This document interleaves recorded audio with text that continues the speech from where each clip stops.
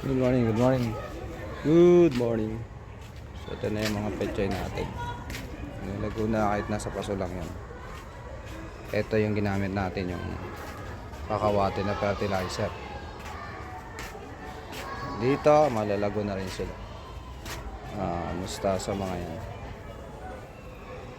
Mga pinya nasa bulong. Tapos yung nasa gapangan naman pa ang palaya. Mulunggay tayo dyan.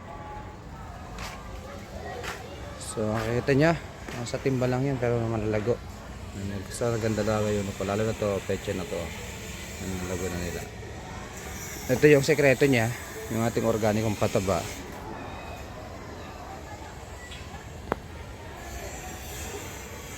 Syempre yung lupa din na galing dun sa baha, yun ang pinaka highlight. Napakaganda ng pagtubo ng gulay. So actually itong kangkong na-harvest na yan, kaya masyadong dahon. Napa-harvest lang yan kahapon tsaka nung isang araw.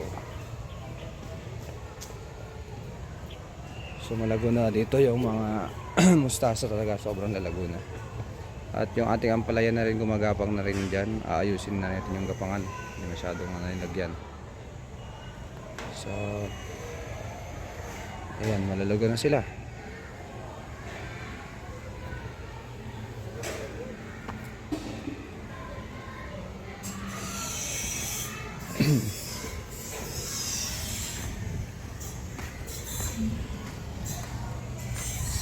Pati yung dito, mustasa sa gulong.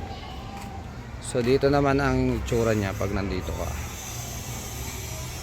Ayan, ito na siya kaganda.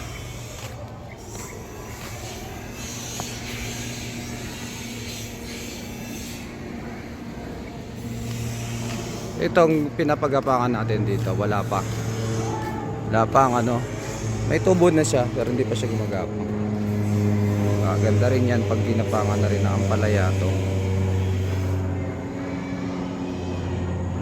Balag natin dito, wala pa kasi, lalo dito siya gagapang. Yan, ito po yung gagapang po. Malalago na po, ma'am. Punta tayo doon na pechay, may late pa nga lang.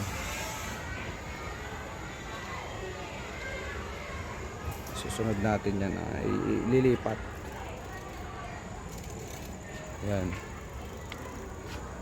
Yan, nagpunla tayo doon ng pechay. Wala pa maliliit pa.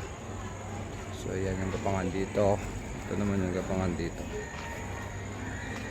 So ganda po. Dito na lang. God bless. Thank you for watching. So good morning. Ito na yung nating gulayan. So napuno na natin ng plat. Pechay, mustasa, madami na na-harvest. At yung ating ampalaya dyan, pagkapang pa lang. Yung ating kangkong dito, na-harvestan na yan, magtatalbos muli yan. Tsaka syempre itong ating labanos, spinach, mustasa, labanos, okra, yan, kasama po sila dyan. So napakaganda ng pagmasdan pag berding-berde ang kapaligiran ng ating gulayan. Yan po.